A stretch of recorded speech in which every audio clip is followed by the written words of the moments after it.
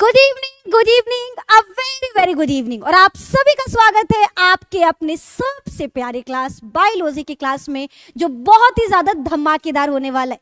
क्योंकि आज की क्लास में हम उस टॉपिक को डिस्कस करने वाले हैं जो है शुक्राणु। यानी आज की क्लास में हम जानेंगे कि मेल की बॉडी में शुक्राणु कैसे बनता है, शुक्राणु जनन की क्या प्रक्रिया है, कहाँ बनता है, कब बनता है, कैसे बनता है। इन सभी सवालों का जवाब मिलेगा आज के छोटे से वीडियो में। तो क्या मेरे सभी के सभी बब्बर से रसगुल्ले गुलाब जामुन तैयार हो चुके हैं? एक बार फटाफट से कमेंट बॉक्स में यस मैम लिख दो। और ये भी बता देना ऑडियो वीडियो क्लियर है कि नहीं, है ना। एक बार ये भी बता दीजिएगा कि क्या ऑडियो वीडियो क्लियर है। हाँ जी मैम, हाँ जी, फटाफट से बताइए। ठीक है, ऑडियो वीडियो सारी चीजें क्लियर आप तक पहुंच रही हैं? यस, बहुत बढ़िया, हम एकदम बढ़िया है, एकदम बढ़िया। ठीक है, तो चलिए स्टार्ट करते हैं। तो देखो, जैसा कि तुम लोगों को पता है कि हमेशा सब लोग कहता है ना, क्या कहता है कि दुनिया में जो एक बच्चे का जीवन है वो माँ की वजह से आता है। ठीक है, माँ जननी होती है जो एक नए जीवन को दे सकती है। लेकिन मेरे दोस्त, आप बायो में हो, आप बायोलॉजी से हो, तो आपको इतना पता होना चाहिए कि जीवन देने के लिए जितनी माँ की आवश्यकता है उतना ही पिता का योगदान है। क्योंकि संतान तभी होगा जब नर और मादा के शरीर में बनने वाले युग्मक आपस में मिलेंगे। यानी केवल महिला संतान उत्पन्न नहीं कर सकती, उसको संतान उत्पन्न करने के लिए एक पुरुष की भी आवश्यकता होगी। तो आखिर पुरुष में ऐसा क्या है जो वो संतान उत्पन्न करने में मदद कर रहा? तो आपका जवाब है पुरुष के पास होता है शुक्राणु। पुरुष के बॉडी में नर युग्मक यानी शुक्राणु का निर्माण होता है और यही आगे चलकर संतान के निर्माण में मदद करता है। तो आज की क्लास में हम यही जानेंगे कि आखिर एक मेल के बॉडी में शुक्राणु कहाँ बनता है। देखो, तुम लोगों के मन में जितने भी मेरे या छोटे छोटे रसगुल्ले गुलाब जामुन पेठे ये जो मेरी क्लास देख रहे हैं ना, उनके मन में एक सवाल होता है, शुक्राणु क्या है, कैसे बनता है, इनकी बनावट और भूमिका क्या है, और क्यों ये इंसान के अस्तित्व की नींव है। हम क्यों कह रहे हैं कि अगर एक जीवन बनाना है, एक संतान उत्पन्न करना है, तो बिना शुक्राणु के ये पॉसिबल नहीं है। तो आखिर ऐसा क्यों है, वही चीज आज हम डिस्कस करने वाले हैं। तो क्या सभी लोग तैयार हैं? हाँ जी मैम, एक बार बोल दो, क्या सभी लोग तैयार हैं? और अगर तैयार है तो वीडियो को लाइक करो जल्दी से मेरे दोस्त, वीडियो को लाइक करिए, फिर स्टार्ट करें। ठीक है मैम, ठीक है, हाँ जी मैम तैयार। तो मेरे सारे रसगुल्ले हो चुके हैं तैयार और अब हम करेंगे स्टार्ट। तो देखो, एक कहानी सुनाएंगे, एक छोटा सा प्यारा सा कहानी सुनाएंगे। उस कहानी के माध्यम से आप चीजों को समझोगे। ठीक है, तो शुरू करें। देखो, ध्यान से सुनना। पहले बताते हैं कि लड़का शुक्राणु बनाएगा कब। पहले तो ये जानना है, हमने कहा संतान उत्पन्न करने के लिए अगर किसी भी इंसान को, किसी भी दंपत्ति को संतान उत्पन्न करना है, क्या करना है, संतान उत्पन्न करना है, तो उसका एक संतान उत्पन्न करने के लिए क्या चाहिए भैया, हमको दो चीजें चाहिए। संतान उत्पन्न करने के लिए हमको दो चीजें चाहिए, एक है नर युग्मक और दूसरा है मादा युग्मक, है ना। ये आपको याद रखना है कि जितने भी मनुष्य हैं वो संतान तभी उत्पन्न करेंगे जब नर युग्मक और मादा युग्मक बनेगा और बन करके वो मिलेंगे। नर युग्मक का नाम है शुक्राणु और मादा युग्मक का नाम है अंडाणु। तो मादा युग्मक पर तो हम अगले क्लास में डिस्कस करेंगे। अभी आज की क्लास में डिस्कस करने वाले शुक्राणु के बारे में। हमने कहा संतान उत्पन्न करने के लिए हमें दो चीज चाहिए, एक नर युग्मक और एक मादा युग्मक। नर युग्मक को क्या कहते हैं मेरे दोस्त, शुक्राणु कहते हैं। अब शुक्राणु कौन बनाएगा, तो नर बनाएगा, ये आपको याद रखना है। नर युग्मक कौन बनाता है, तो आपका जवाब नर बनाता है। और मादा युग्मक कौन बनाता है, तो आपका जवाब मादा बनाती है। लेकिन सवाल, नर शुक्राणु कब बनाएगा? ये नहीं कि एक बच्चा पैदा हुआ, अभी 6 महीने का हुआ और आप उसको कह रहे हो एक कलुआ तैयार हो जाओ, अब तुमको शुक्राणु बनाना है, काहे कि अब तुमहू को एगो जूनियर कलुआ पैदा करना है। तो ऐसा पॉसिबल नहीं ना है। 6 महीने का बच्चा वो कैसे, ठीक है, अभी जो 6 महीने का संतान है वो कैसे बनाएगा शुक्राणु? बिल्कुल नहीं बनेगा। शुक्राणु निर्माण का भी एक समय है, वो समय क्या है वो हम लोगों को जानना है। तो ध्यान से देखिए, हमने कहा जो मनुष्य होते हैं, मनुष्य 2 हैं, एक हमारा नर है और एक हमारा मादा है। नर के शरीर में नर युग्मक बनेगा और मादा के शरीर में मादा युग्मक बनेगा। इतनी चीजें तो मेरे हर दोस्त को याद हो गया। अब बात करते हैं नर युग्मक के, ठीक है। नर युग्मक को हम क्या कहते हैं? शुक्राणु कहते हैं। अब ये शुक्राणु कब बनाता है? तो देखो, एक लड़का पकड़ते कलुआ, ठीक है, ये हमारा कलुआ है, ठीक है ना। कौन है? ये हमारे कलुआ भाई साहब हैं। तो जो कलुआ है ना वो हो गया है 12 साल का। कलुआ कितने साल का हो गया? 12 साल का। जैसे ही एक लड़का 12 से 14 साल का होता है, ध्यान से सुनना, जैसे ही एक लड़का 12 से 14 साल का होता है उसके शरीर में परिवर्तन शुरू हो जाता है। और वो परिवर्तन कैसा होता है? 3 तरह का। एक तो शारीरिक परिवर्तन होगा, यानी उसके शरीर में, ठीक है, उसके शरीर में आपको परिवर्तन देखने को मिलेगा। दूसरा मानसिक परिवर्तन होगा और तीसरा हार्मोनल परिवर्तन होगा, है ना। ये आपको याद रखना है। हमने क्या कहा? जैसे ही एक लड़का 12 से 14 साल का हुआ, जैसे ही एक लड़का 12 से 14 साल का हुआ उसके शरीर में शारीरिक परिवर्तन, मानसिक परिवर्तन और हार्मोनल परिवर्तन होने लगता है। अब सुनते हैं कैसे। शारीरिक मतलब देखो, 12 साल से पहले तक में लड़का क्या था? उसका कंधा चौड़ा नहीं था, लेकिन जैसे ही लड़का 12 से 14 साल का हुआ उसका कंधा चौड़ा हो जाएगा, उसका आवाज भारी हो जाएगा कठोर बांस की तरह, ठीक है। उसका जो गर्दन है वो आगे की तरफ निकल आएगा, उसके जननांगों पर, काख पर आदि जगहों पर बाल देखने को मिलेंगे, ठीक है। मसल्स भैया, जैसे ही लड़का 12 से 14 साल का हुआ डोले सोले बनने लगते हैं। तो ये क्या हुआ? शरीर में बदलाव हुआ। तो 12 से 14 साल पे क्या देखने को मिला? शारीरिक परिवर्तन। अब मानसिक परिवर्तन क्या है? 12 साल से पहले तक लड़का क्या कर रहा है? लड़की के साथ आओ सीलो, सीलो सालो, कच्चा धागा, रेस लगा लो, ऐसे गेम खेलता है। लेकिन जैसे ही 12 से 14 साल का हुआ उसको ये सब गेम खेलने का मन ही नहीं करता। उसके अंदर अरिजीत सिंह का गाना बजने लगता है, उसके अंदर प्यार तूने क्या किया ये वाला गाना सुनने लगता है। तो क्यों? क्योंकि उसके शरीर में, उसके मन में परिवर्तन हुआ। जहां पहले लड़कियां उसकी सहेलियां थी, अब वो एक अलग ही, लड़कियों को देखते उसके मन में गिटार बजने लगेगा, सितार बजने लगेगा। तो ये क्यों हो रहा है? क्योंकि उसका मानसिक भी परिवर्तन हो रहा है। और तीसरा हार्मोनल बदलाव, ठीक है। 12 से 14 साल के बाद में लड़के के शरीर में कुछ हार्मोन्स निकलने लगते हैं जो उनके शरीर को हार्मोनल, ठीक है, जिसे हम हार्मोनल परिवर्तन कहते हैं। अब जानते हैं कैसे? जैसे ही लड़का 12 से 14 साल का हुआ उसके ब्रेन में, ठीक है, मस्तिष्क में ग्रंथि होता है जिसको कहते हैं हाइपोथैलेमस, ठीक है। कुल जड़ यही है, प्यार मोहब्बत का भैया जड़ यही होता है। कौन? हाइपोथैलेमस भैया, है ना। हाइपोथैलेमस जो है, देख लिया, क्या पता कर लिया कि लड़का बड़ा हो चुका, 12 से 14 साल का हो गया, तो अपने अंदर से एक हार्मोन निकालेगा।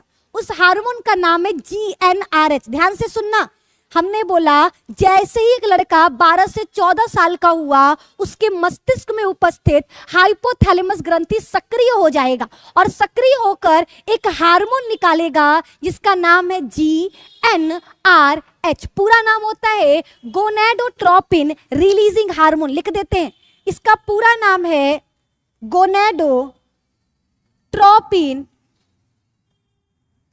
रिलीजिंग हार्मोन, ठीक है। किसका नाम है ये GnRH का नाम है। अब ये हार्मोन सीधे जाता है कहां पर? ये हार्मोन सीधे जाएगा पीयूष ग्रंथि के पास। ये हार्मोन सीधे जाएगा पीयूष ग्रंथि के पास और पीयूष ग्रंथि के पास जाके क्या कहेगा? हुआ छोकरा जवान।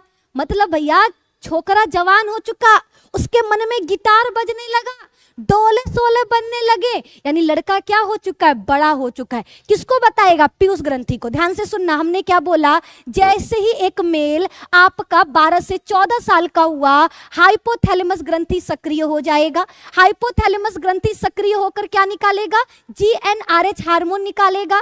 ठीक है, जीएनआरएच हार्मोन सीधे कहां जाएगा, पीयूष ग्रंथि के पास, और पीयूष ग्रंथि को क्या बोलेगा कि लड़का बड़ा हो चुका, छोकरा जवान हो चुका। अब पीयूष ग्रंथि कहेगा अच्छा लड़का बड़ा हो गया है, ठीक है कोई बात नहीं, इसको और बड़ा कर देते हैं। तो जो हमारा पीयूष ग्रंथि है, इससे 2 हार्मोन निकलेगा, एक होता है एलएच हार्मोन और एक होता है एफएसएच हार्मोन। ठीक है, ये 2 हार्मोन याद रखना इंपॉर्टेंट है। वापस से पूरी कहानी सुनाएंगे मेरे दोस्त। यहां तक में किसी को कोई दिक्कत है तो बता दो, यहां तक में किसी को भी कोई दिक्कत है तो हमको बता सकता है।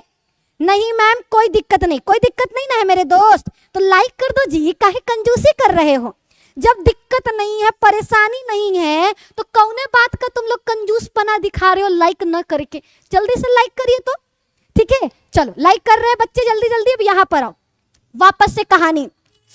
कलुआ हो चुका है 12 से 14 साल का। जैसे ही कलुआ 12 से 14 साल का हुआ, उसके दिमाग में उपस्थित हाइपोथैलेमस ग्रंथि सक्रिय हो जाएगा और एक हार्मोन निकालेगा जिसका नाम है जीएनआरएच, पूरा नाम गोनेडोट्रोपिन रिलीजिंग हार्मोन। ये हार्मोन जाएगा पीयूष ग्रंथि के पास, उसको कहेगा क्या हुआ, छोकरा जवान, यानी लड़का बड़ा हो चुका। पीयूष ग्रंथि कहेगा अच्छा लड़का बड़ा हो गया, ठीक है, तो वो भी 2 हार्मोन निकालेगा। एगो का नाम है एलएच, एलएच का पूरा नाम ल्यूटिनाइजिंग हार्मोन, और दूसरा हार्मोन निकालता है एफएसएच, जिसका पूरा नाम होता है फॉलिकल स्टिमुलेटिंग हार्मोन। अब ध्यान से सुनना, दोनों करते क्या है। एलएच हार्मोन क्या निकालेगा, एलएच हार्मोन भैया एक हार्मोन निकालता है जिसका नाम है एस्ट्रोजन। क्या निकालेगा, एंड्रोजन। और इस हार्मोन की वजह से, ठीक है, ये जो एंड्रोजन हार्मोन है, इसके वजह से शुक्राणु का निर्माण शुरू होता है लड़के के शरीर में। एंड्रोजन हार्मोन क्या करेगा, शुक्राणु का निर्माण प्रारंभ करेगा। ठीक है, और दूसरा हार्मोन है एफएसएच। एफएसएच जो होता है, ये जाकर के सटोली कोशिका को सक्रिय करेगा। किसको, सटोली कोशिका को सक्रिय करेगा, ताकि ये जो कोशिका है ये बनने वाले शुक्राणुओं को खाना दे सके, पोषण दे सके। अभी भी आपको बहुत सारे कंफ्यूजन है, हमको पता है, लेकिन अपनी बहन पर थोड़ा सा भरोसा दिखाओ, सब्र करो, एंड तक बने रहो मेरे दोस्त। तुम लोग जान जाओगे कि आखिर लड़कों में शुक्राणु बनता कैसे है, लेकिन एंड तक बने रहना होगा। आ जाओ, चलो भैया चलो आगे बढ़ते हैं। तो शुक्राणु दिखने में ऐसा होता है धागे की तरह, लेकिन आगे आओ, इसका दिखता कैसा है पहले जान तो ले, बनता कैसा है, फिर न जानेंगे दिखता कैसा है। देखो हम पकड़ ले रहे कलुआ को, कलुआ रास्ते में घूम रहा था और हमको दिख गया। किसको दिख गया, निधि मैम को दिख गया। हमने कलुआ को पकड़ा, ठीक है, मान लो हमने नहीं पकड़ा, किसी और डॉक्टर ने पकड़ लिया, हम नहीं पकड़ रहे, ठीक है, ये सब काम हम नहीं करते। मान लो कलुआ को एक डॉक्टर ने पकड़ लिया, डॉक्टर का नाम है क्या नाम रखे, कछुआ छाप। ठीक है, डॉक्टर कछुआ छाप ने कलुआ को देख लिया, कलुआ को कहा कि हम तुम्हारे शरीर में बताते शुक्राणु कैसे बनता है। कलुआ पूछा कैसे, तो उन्होंने कहा तुम्हारी दोनों टांगों के बीच में जो एक थैली नुमा लटकी हुई संरचना है, इसे हम वृषण कोष कहते हैं। क्या कहते हैं, वृषण कोष कहते हैं। और इस कोष के अंदर 2 गुलाबी रंग का अंडे जैसी संरचना पाई जाती है। कैसा, 2 गुलाबी रंग का अंडे जैसा संरचना पाया जाता है। अब हम बताते हैं कि इसी अंडे के अंदर शुक्राणु बनता है। कलुआ पूछा कैसे, ये अंडा के अंदर शुक्राणु कैसे बन रहा है। तो देखो जो इस एग है, यानी जिसको हम क्या कहते हैं, वृषण कहते हैं, जो अंडाकार संरचना है, जो 2 दिखाई दे रहे हैं, इनको वृषण कहते हैं। वृषण को जब हमने बीच से काटा, वृषण को हमने जब बीच से काटा, तो हमको देखने को मिला क्या कि इसके अंदर इस तरह से 200 से 250 पालियां हैं। क्या है, 200 से 250 पालियां हैं। हर पाली के अंदर हर पाली के अंदर 2 से 3 नलिकाएं हैं। देखो ध्यान से सुनना, हमने क्या कहा, हमने कहा मेल में दोनों टांगों के बीच में एक लटकी संरचना जिसको वृषण कोष कहते हैं। वृषण कोष के अंदर 2 अंडे जैसी संरचना है जिसको वृषण कहते हैं। वृषण के अंदर 200 से 250 पालियां होती हैं जिनको वृषण पालिका कहते हैं। हर पाली के अंदर 2 से 3 नलिकाएं हैं, उन नलिकाओं को शुक्रजनक नलिका कहते हैं। और ये नलिका 2 तरह की कोशिकाओं से मिलकर बना होता है। बस यही याद रखना है। क्या कहा हमने कि कलुआ के दोनों टांगों के बीच में क्या है, थैलीनुमा संरचना जिसको क्या कहते हैं, वृषण कोष। वृषण कोष के अंदर क्या है, 2 अंडाकार संरचना जिसे हम वृषण कहते हैं। वृषण के अंदर क्या है, 200 से 250 पालियां जिनको हम क्या कहते हैं, वृषण पालिका। वृषण पालिका। हर पाली के अंदर क्या है, 2 से 3 नलिका जिसको हम क्या कहते हैं, शुक्रजनक नलिका। उस नलिका को कहते हैं शुक्रजनक नलिका। ठीक है, शुक्रजनक नलिका। ठीक है, ये नलिका 2 तरह की कोशिकाओं से मिलकर बनी होती है। शुक्रजनक नलिका 2 प्रकार की कोशिकाओं से मिलकर बनी होती है। पहला होता है हमारा शुक्रजनन कोशिका, शुक्रजनन कोशिका, और दूसरा होता है हमारा सटोली कोशिका। ध्यान से सुनना, ये बहुत इंपॉर्टेंट है। अगर देखो कहते ना, नजर हटा दुर्घटना हुआ, ठीक है, सावधानी हटी दुर्घटना घटी, ये चीज याद रखना। तो आपको पूरा एंड तक बने रहना है। क्या क्या चीजें हमने कहा, हमने कहा मेल में एक थैलीनुमा संरचना है जिसको वृषण कोष कहते हैं। वृषण कोष के अंदर 2 वृषण है। वृषण के अंदर 200 से 250 पालियां हैं जिनको वृषण पालिका कहते हैं। हर पाली के अंदर 2 से 3 नलिका है जिसको शुक्रजनक नलिका कहते हैं। हर नलिका 2 कोशिकाओं से मिलकर बनी है। पहला शुक्रजनक कोशिका और दूसरा सटोली कोशिका। ये जो शुक्रजनक कोशिका है ये बनाता है शुक्राणु। यही क्या करता है, यही बनाएगा मेल के अंदर शुक्राणु। और ये सटोली कोशिका जो शुक्राणु बन जाते हैं उनको खाने के लिए खाना देता है। उनको क्या देगा, उनको खाने के लिए खाना देगा। ठीक है, यहां तक सबको समझ में आ गया? जी मैम, जी मैम, बहुत बढ़िया। यहां तक में किसी को कोई दिक्कत नहीं है। आगे की तरफ बढ़ेंगे, अगला पॉइंट इंतजार कर रहा है। ठीक है, नेटवर्क इशू तो नहीं ना हो रहा, आवाज क्लियर है?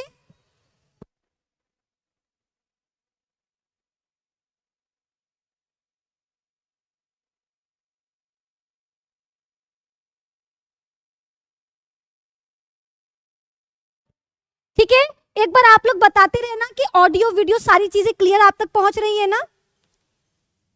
हाँ चलो आगे की तरफ बढ़ते हैं। ठीक है, आगे लेफ्ट लेफ्ट, आगे आगे, राइट राइट, पीछे पीछे। चलो आ जाओ आगे। देखो भैया कैसे बनेगा शुक्राणु।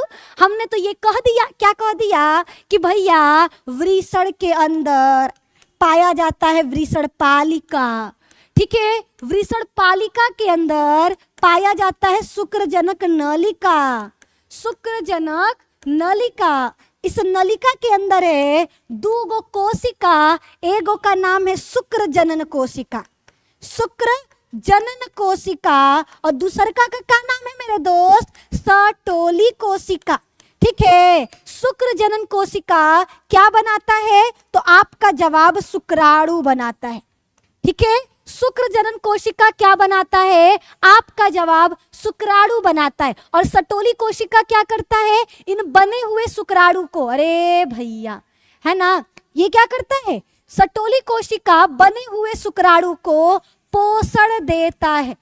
क्या देता है, पोषण देता है। यहां तक में आपको सारी चीजें क्लियर है? बोल दो ना जरा, क्या यहां तक आपको सारी चीजें क्लियर हैं? राधे राधे मैम, राधे राधे। वृषण में 200 से 250 पालिका है, बहुत बढ़िया रोशन। हर पाली के अंदर 2 से 3 नलिका है, ये भी बढ़िया है। ठीक है, चलो यहां तक सबको क्लियर है। ठीक है मैम, आवाज नहीं आ रहा, आवाज नहीं आ रहा है जी? आ तो रहा है जी, कैसे बोल रहे आवाज नहीं आ रहा है ना? आवाज आ रहा है, एकदम चौचक आवाज आ रहा है। चलो आ जाओ, आ जाओ भैया आगे। देखो शुक्राणु कैसे बनेगा। सबसे पहले शुक्राणु है क्या, शुक्राणु नर के शरीर में बनने वाला नर युग्मक है, जो दिखने में कैसा होता है, टेडपोल के आकार का। शुक्राणु टेडपोल के आकार का सूक्ष्म संरचना है जो मनुष्य के नर में बनता है, और यही शुक्राणु जब अंडाणु के साथ मिलता है तो बच्चे का निर्माण करता है। तो बिना शुक्राणु के संतान नहीं बनेगा, संतान के लिए शुक्राणु का बनना जरूरी है। तो सवाल शुक्राणु कहाँ बनता है, तो आपका जवाब शुक्राणु का निर्माण नर के वृषण में, क्या शुक्राणु का निर्माण नर के वृषण में उपस्थित शुक्रजनक नलिका के अंदर होता है। कोई पूछेगा बता दोगे ना, क्या बोलोगे कि शुक्राणु का निर्माण कहाँ होता है, तो आप कहोगे शुक्राणु का निर्माण नर के वृषण कोश में उपस्थित वृषण के अंदर शुक्रजनक नलिका में होता है। तो सवाल शुक्रजनक नलिका में कौन बनाता है, तो शुक्रजनक नलिका में जो शुक्र जनन कोशिका है वो शुक्राणु का निर्माण करता है। कौन बनाता है, शुक्रजनक नलिका की शुक्र जनन कोशिका शुक्राणु का निर्माण करती है। और बनने वाले शुक्राणु को खाना कौन खिलाता है, तो आपका जवाब होगा सटोली कोशिका। कौन खिलाता है, सटोली कोशिका खिलाती है। यहां तक में मेरे सारे दोस्तों को ये चीजें क्लियर हो चुकी हैं। आगे की तरफ बढ़ो, आगे जानो। देखो ये शुक्राणु का काम क्या है, शुक्राणु का काम होता है अंडे से मिल करके संतान का निर्माण करना। अब सवाल मेल में शुक्राणु कितना बनता है, तो देखो लड़कियों में तो हर महीने एक अंडा बनता है, लेकिन लड़कों में 74 दिन पर एक शुक्राणु का निर्माण होता है। और मेल में शुक्राणु की संख्या क्या है, करोड़ों में बनता है, ये आपको याद रखना है, ठीक है। जब एक मेल अपने शरीर से वीर्य को बाहर निकालता है तो उस वीर्य के अंदर करीबन करोड़ों की 40 करोड़ों की संख्या में शुक्राणु उपस्थित होते हैं। ये भी आपको याद रखना है, ठीक है, ये भी आपको याद रखना है। यहां तक में किसी को भी कोई सवाल तो होना नहीं चाहिए, है ना, ठीक है मैम।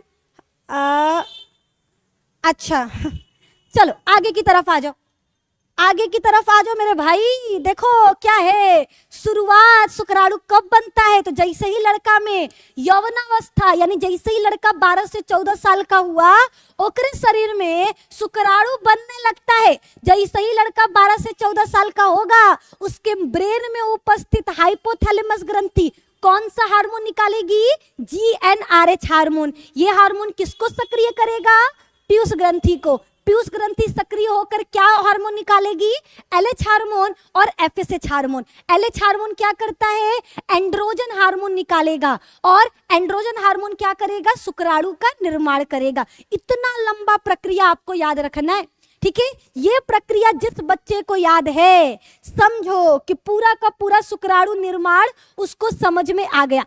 अब एक छोटा सा चीज हमने क्या कहा, हमने कहा कि मेल के वृषण में पाया जाता है शुक्रजनक नलिका, शुक्रजनक नलिका, और इस नलिका के अंदर पाया जाता है शुक्र जनन कोशिका। क्या पाया जाता है, शुक्र जनन कोशिका। ये कोशिका क्या करती है, ये शुक्र जनन कोशिका आगे चलकर शुक्राणु का निर्माण करेगी। किसका, शुक्राणु का निर्माण करेगी। बस शुक्राणु बनने की प्रक्रिया को हम शुक्राणु जनन कहते हैं। अगर आपके परीक्षा में आया, क्या आया कि शुक्राणु जनन किसे कहते हैं, ठीक है, परीक्षा में आया शुक्राणु जनन, लिखना नर के वृषण में उपस्थित शुक्र जनन कोशिका से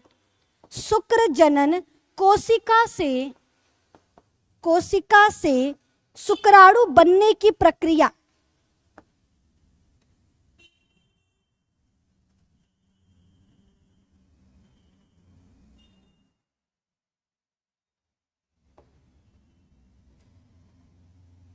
ठीक है, यहां पे लिख देते हैं, क्या लिखा हमने, नर के वृषण में उपस्थित शुक्र जनन कोशिका से शुक्राणु बनने की प्रक्रिया शुक्राणु जनन कहलाता है, शुक्राणु जनन कहलाता है। ठीक है, तो शुक्राणु जनन भी आपको समझ में आ गया कि शुक्राणु जनन क्या है। ठीक है, कोई दिक्कत परेशानी यहाँ तक में होगा तो एक बार हमको बोल देना, है ना। यहाँ तक में हमको लग रहा है लगभग किसी को भी कोई दिक्कत नहीं होना चाहिए। ठीक है, बोलो बोलो, यहाँ तक में किसी को कोई दिक्कत है?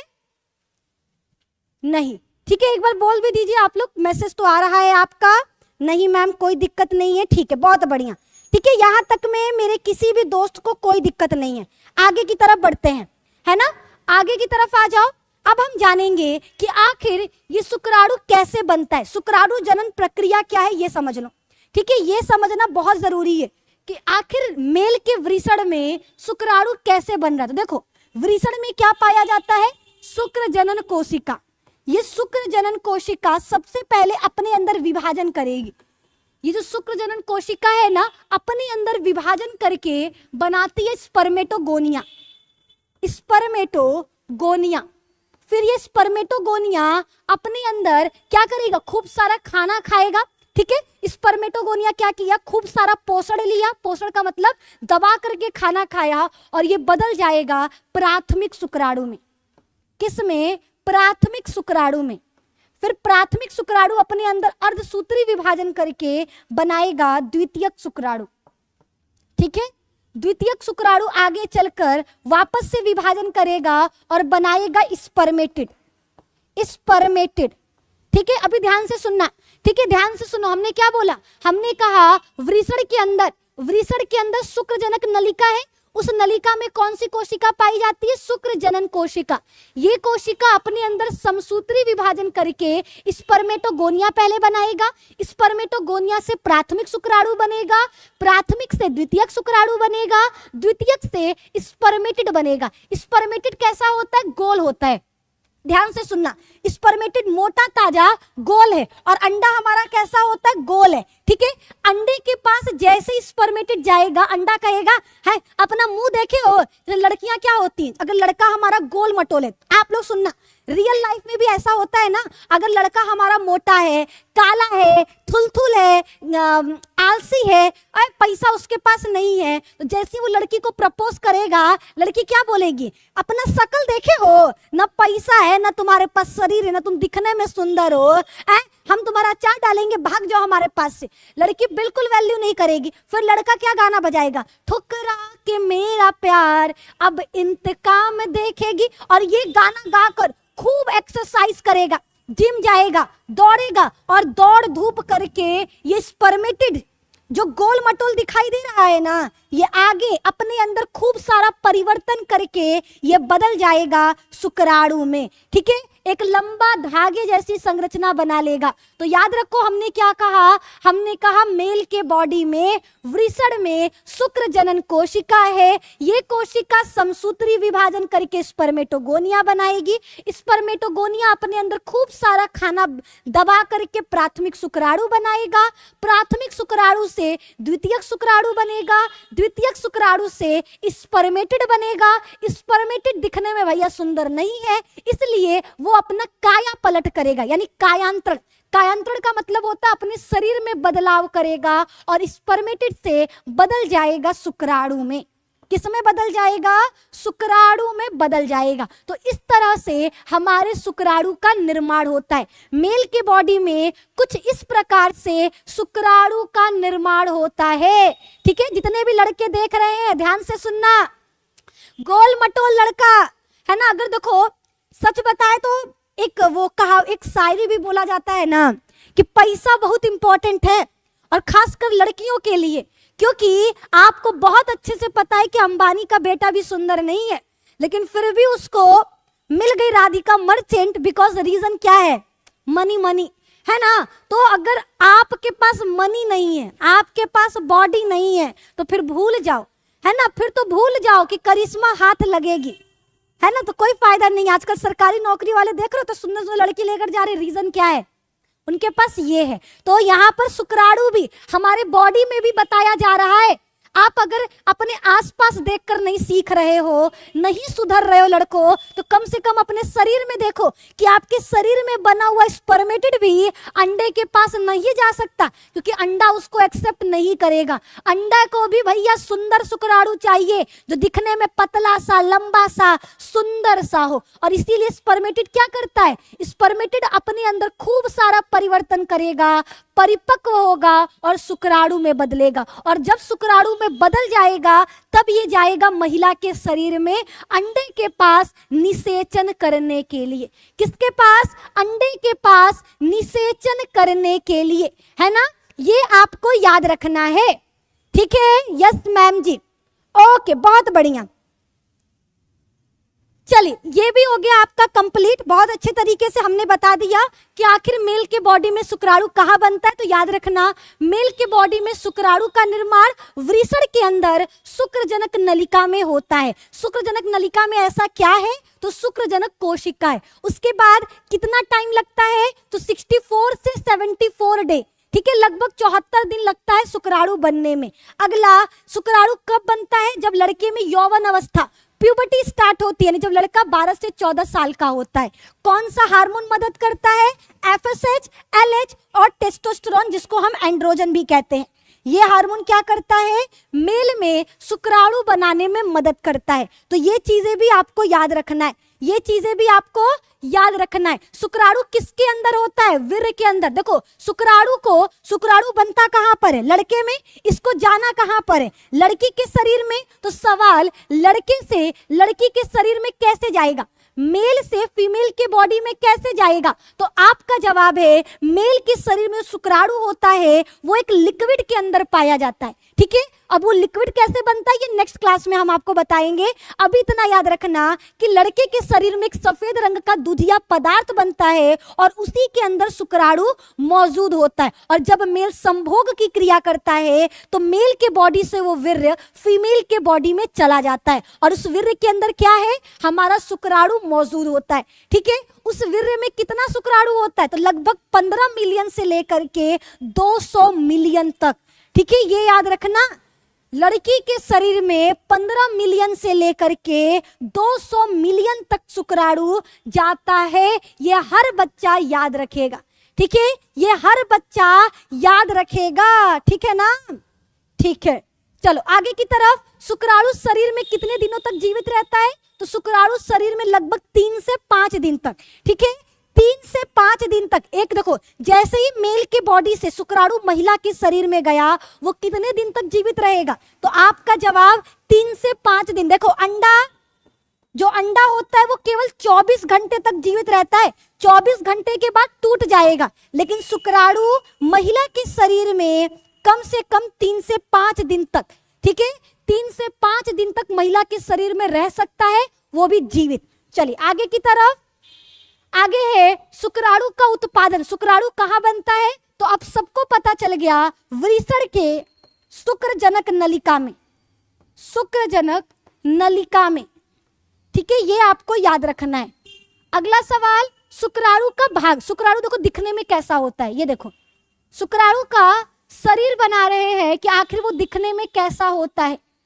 एक शुक्राणु टेडपोल के आकार का, टेडपोल मतलब मछली का जो बच्चा होता है ना, एकदम वैसा आपको देखने को मिलेगा, टेडपोल आकार का। और शुक्राणु के बारे में एक चीज और बता दे, शुक्राणु मनुष्य के शरीर की सबसे छोटी कोशिका है ना। इसका साइज लगभग 50 माइक्रोमीटर का होता है। और एक बताएं, शुक्राणु के पूरे शरीर को 4 भागों में बांटा जाता है। ये वाला भाग जो है इसको शीर्ष कहते हैं, ठीक है। ये गर्दन यानी ग्रीवा कहलाता है। ये वाला भाग मध्य भाग कहलाता है और सबसे नीचे लंबा भाग इसको पूंछ कहते हैं, ठीक है। तो शुक्राणु के पूरे, जैसे हम लोग में होता है ना, इसको सर कहते हैं, इसको गर्दन कहते हैं, ये पूरा धड़ है और सबसे नीचे पैर है। ये हम लोगों के शरीर में होता है ना, वैसे ही शुक्राणु में ये उसका सर है, ये उसका गर्दन है, ये इसका मध्य भाग है और अंत वाला पूंछ है। अब इन सब के अंदर क्या क्या पाया जाता है? जैसे हमारे सर में आंख, नाक, कान, मुंह पाया जाता है ना, वैसे ही शुक्राणु के सर पर एक टोपी जैसी संरचना होती है जिसे हम एक्रोसोम कहते हैं। जिसे हम एक्रोसोम कहते हैं। और शुक्राणु का जो ये वाला भाग है, इसके अंदर, ठीक है, इसके अंदर पाया जाता है क्या, आनुवांशिक पदार्थ, ठीक है, बाप का गुण, ठीक है। जैसे होता है ना, बच्चा जैसे पैदा होता है तो कहते हैं ना, और लइकवा का अखिया तो ओकरे बाऊ पर गइल है, तो कैसे जाता है, काहे कि पापा जो है ना अपना गुण इस शुक्राणु के अंदर फिट कर देते हैं। समझ में आया? तो गुण कहाँ पर है, केंद्रक में। देखो, शीर्ष ऊपर वाला भाग शीर्ष कहलाएगा, जिसमें एक टोपी नुमा संरचना है, जिसको एक्रोसोम कहते हैं। ये बहुत इंपॉर्टेंट है क्योंकि इसके अंदर एक एंजाइम होता है जो अंडे की दीवार को तोड़ता है, ठीक है। शुक्राणु और अंडाणु मिलते हैं तो बच्चा होता है ना, तो शुक्राणु को अंदर जाने के लिए अंडे की दीवार को तोड़ना होगा। और वो कैसे टूटेगा, इस टोपी के द्वारा, क्योंकि इस टोपी में एंजाइम होता है। इसका ये वाला भाग, इसको केंद्रक कहते हैं। केंद्रक के अंदर आनुवांशिक पदार्थ मौजूद होता है, ठीक है। इसको ग्रीवा कहते हैं, जो सर को और मध्य भाग को जोड़ने का काम करता है। मध्य भाग में 10 से 15 माइटोकॉन्ड्रिया पाए जाते हैं। क्या पाया जाता है, माइटोकॉन्ड्रिया। मध्य भाग में क्या होता है, माइटोकॉन्ड्रिया होता है। माइटोकॉन्ड्रिया ऊर्जा का निर्माण करता है। माइटोकॉन्ड्रिया क्या बनाएगा, ऊर्जा का निर्माण करेगा, ताकि शुक्राणु को एनर्जी मिल सके लड़के के शरीर से लड़की के शरीर में आने के लिए। और सबसे लास्ट में जो लंबा सा धागे की तरह भाग दिखाई दे रहा, इसे हम पूंछ कहते हैं। और इसकी सहायता से ही शुक्राणु वीर्य में तैरता है। जो लिक्विड है ना, उसमें तैर करके लड़के के शरीर से लड़की के शरीर में जाता है, ठीक है। हाँ जी मैम, यहां तक भी हमको लग रहा है सबको क्लियर है ना मैम? डाउट, माइक्रोप्लाज्मा पीपीएलओ ना सबसे छोटी कोशिका है, ये हमारे शरीर की नहीं ना है मेरे बच्चा। हम शुक्राणु कह रहे हैं वो मानव शरीर की सबसे छोटी कोशिका है, और अंडाणु मानव शरीर की सबसे बड़ी कोशिका है, और तंत्रिका कोशिका मनुष्य की सबसे लंबी कोशिका है। और अगर बोला जाए कि दुनिया की सबसे छोटी कोशिका कौन है, तो आपका जवाब होगा माइकोप्लाज्मा, जिसको हम पीपीएलओ यानी प्लूरोनिमोनिया लाइक ऑर्गेनिज्म कहते हैं, ठीक है। दुनिया में और शरीर में अंतर है ना, दुनिया और शरीर में अंतर है मेरे दोस्त, इसको याद रखना, ठीक है। देखो, शुक्राणु का सर कैसा है, कुछ इस प्रकार का। इसके सर पे क्या होता है, टोपी नुमा संरचना, जिसको क्या कहते हैं, एक्रोसोम, ठीक है। इसका ये वाला भाग क्या कहलाता है, केंद्रक। और केंद्रक के अंदर क्या होता है, आनुवांशिक पदार्थ, ठीक है। अब आपसे एक सवाल है कि शुक्राणु के अंदर कितने गुणसूत्र पाए जाते हैं। देखो, एक बच्चा चाहे लड़का हो या लड़की, उसके शरीर में 46 गुणसूत्र होते हैं। कितने होते हैं, 46। लेकिन ये 46 कैसे आता है, 23 आता है मम्मी से और 23 आता है पापा से। समझ में आया? तो शुक्राणु के अंदर कितने गुणसूत्र हैं, तो आपका जवाब है 23 गुणसूत्र हैं। कितने, 23 गुणसूत्र हैं, ये सबको याद रखना है, ठीक है। शुक्राणु का मध्य भाग कुछ इस प्रकार का है, जिसमें क्या पाए जाते हैं, माइटोकॉन्ड्रिया पाया जाता है। ये माइटोकॉन्ड्रिया क्या करता है, ऊर्जा का निर्माण करता है। क्यों करता है, ताकि मेल है ना, मेल के शरीर से शुक्राणु महिला के शरीर में तैर कर जा सके। हम बोल रहे हैं चपर चपर, लिख रहे हैं, आप पढ़ रहे हो, किसकी वजह से, एनर्जी की वजह से। वो एनर्जी कहाँ से मिल रहा है, हमारे शरीर में जो कोशिकाएं हैं ना, उनके अंदर जो माइटोकॉन्ड्रिया है वो ऊर्जा का निर्माण करता है, ताकि हम बोल सके, हम लिख सके, ठीक है, हम हर काम को कर सके। इसके लिए एनर्जी कौन बनाता है, माइटोकॉन्ड्रिया बनाता है। वैसे ही शुक्राणु में एनर्जी कौन बनाएगा, माइटोकॉन्ड्रिया बनाएगा, जो कहां पर है, मध्य भाग में। ये आपको याद रखना है। और अगला है पूंछ, ये पूंछ याद रखना, ठीक है। शुक्राणु की सबसे लंबा भाग पूंछ कहलाता है, जिसके अंदर लिक्विड यानी कोशिका द्रव्य भरा होता है। और ये किसमें मदद करता है, शुक्राणु को वीर्य में तैरने में मदद करता है, ठीक है।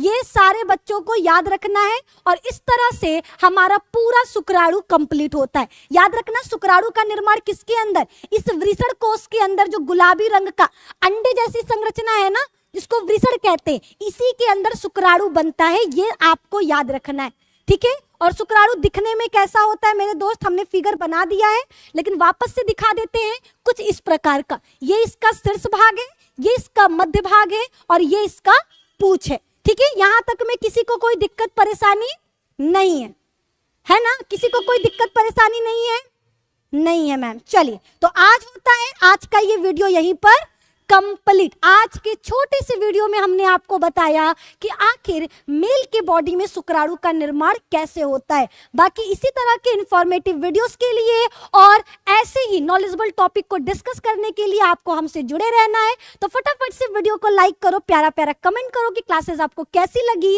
और कल 7 बजे वापस से क्लास है, तो 7 बजे फिर आना, वहां पर आपको मिलेंगे कि अंडे का निर्माण कैसे होता है। हमने ये तो जान लिया कि लड़के में शुक्राणु कैसे बनता है, नेक्स्ट क्लास में जानेंगे कि आखिर महिला में अंडे का निर्माण कैसे होता है। तो कल की क्लास में सभी लोग जरूर जुड़ेंगे, ठीक है?